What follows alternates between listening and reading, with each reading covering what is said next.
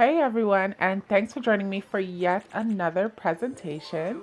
In this episode, we're going to be taking a look at how to prepare French Canadian lamb and beef creton. Now, this happens to be one of my favorite breakfast items, so I'm going to show you the steps I take in order to prepare and achieve these results. So, without further ado, let's get into this.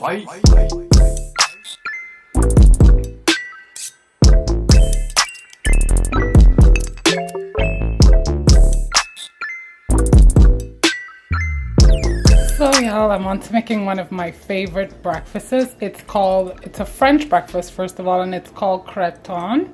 For this recipe, I'm gonna be using a combination of two kinds of meat. I'm gonna be using minced spring lamb as well as lean ground beef. So now I have my two sets of meat. This is the ground lamb and this is the ground beef.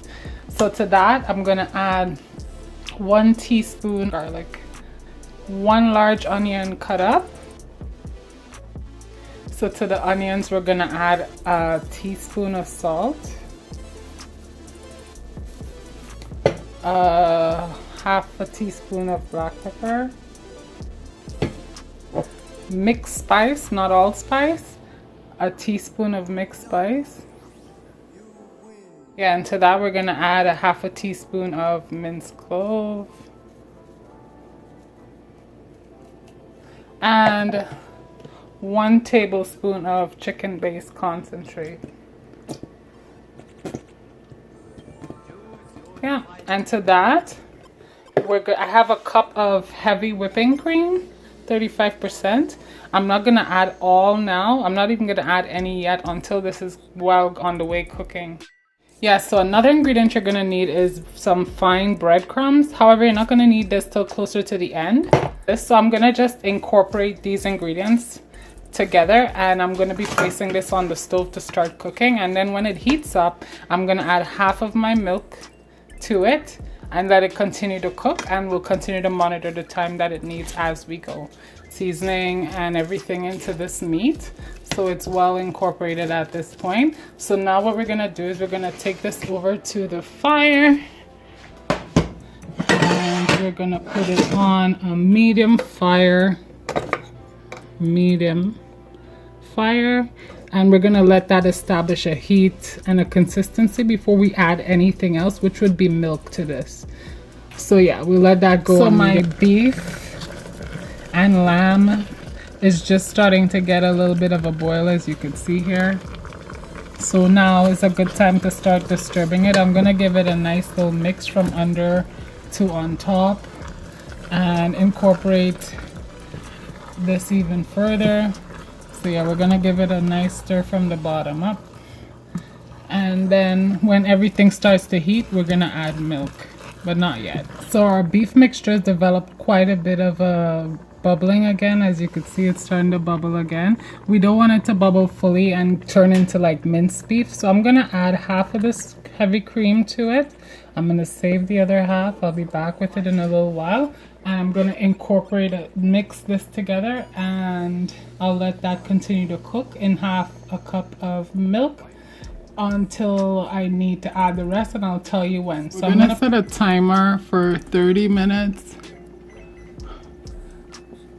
And we're gonna give this milk and meat a mix, this heavy cream.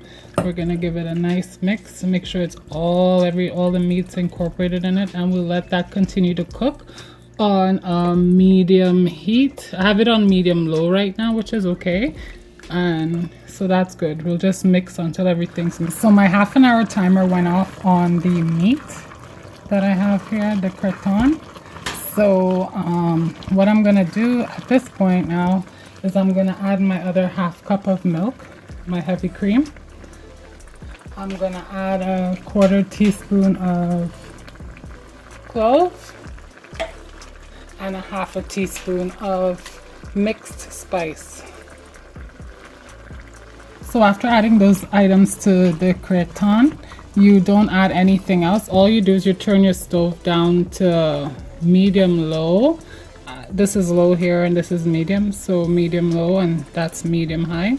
Anyways, so we turn it down to about here, just over the low. So if it was numbers here, it would be 3 or 2, so between that number there. And we're gonna let this simmer for half an hour. So we set another timer for 30 minutes. So I took the Creton off the stove after a full hour. So I'm just gonna mix it here. There's lots of sauce, which is not encouraged. So this is the reason why you're gonna use your breadcrumbs. So I have half a cup of breadcrumbs here. I'm gonna be adding that directly to the Creton. And I'm gonna mix that in. Totally mix it in. So after mixing in the half cup of breadcrumbs all the way, you'll notice all that liquid is disappeared now. Like there's no liquid in it. Sorry about the steam, is very hot. So the liquid has totally disappeared from all over, which is what you want. You just want it like a paste, like a pate paste, which is what it is right now. So right now I'm gonna just formulate it into 2 containers and it'll have to go into the fridge to set. So I'm just gonna fill this in. So while you're putting it in, you're gonna be packing it down, right? Because remember, it's gonna set. When you put it in the fridge, it's going to set into this shape. So you wanna pat down so there's no pocket. Yeah, so like I was saying, you wanna pat it down so that there's no space pockets. And then you keep going until you reach the brim of your container, until your bowl can hold no more. So you're gonna just keep packing it until the bowl is totally full. So you're gonna smooth it out, of course, as you go, so that it's a compact thing. If you know what pate is, it's a very compact beef or meat that you can slice. So that's why I'm packing. So this is what it looks like when it's totally packed in nicely. It's up close and personal. I'm gonna try, I use a glass dish so I could see right through the bowl. So as you can see, it's pretty compact all the way through, which is what you want. So you just check to make sure it's compact. This particular container I'm gonna be setting in the freezer after it cools, because I'm gonna have this for another time. So I'm gonna container what I'm gonna use. So there's one reason why, there's 2 reasons why you have to do the pate at a day before or hours, many hours before you need it. One reason is this pate itself has to cool, and it has to cool in the fridge. So I have to set it and then put it into the fridge so that it cools down, because it has to be of a texture that I can probably slice it through. So it needs the night pate that I made the day before, a day ahead. So basically I'm just forcing it up from underneath. So basically I'm just forcing it off the container in a sense. So I'm basically going to be covering it and taking it out. So here we go. So this is the mold of pate. Yeah. So we're gonna cut what we need from here. So I use a bread knife just because I don't like it to break around. So I literally, it's so much easier with 2 hands, guys. So bear with me. I literally just slice through it. So yeah, that's what it looks like. This is my absolute favorite thing to have for breakfast, I'm not gonna lie to you. So you literally eat pate with mustard, so your regular mustard, or you can use sweet mustard, but I like the regular mustard. So you just put like half a teaspoon, as you can see, it's about a half a teaspoon amount. And you take your spoon and you go into it, and then you smear.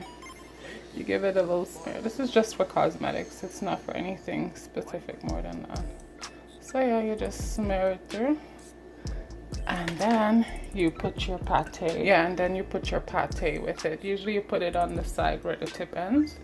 So right about there is good. And yeah, I'm doing 2 plates at the moment.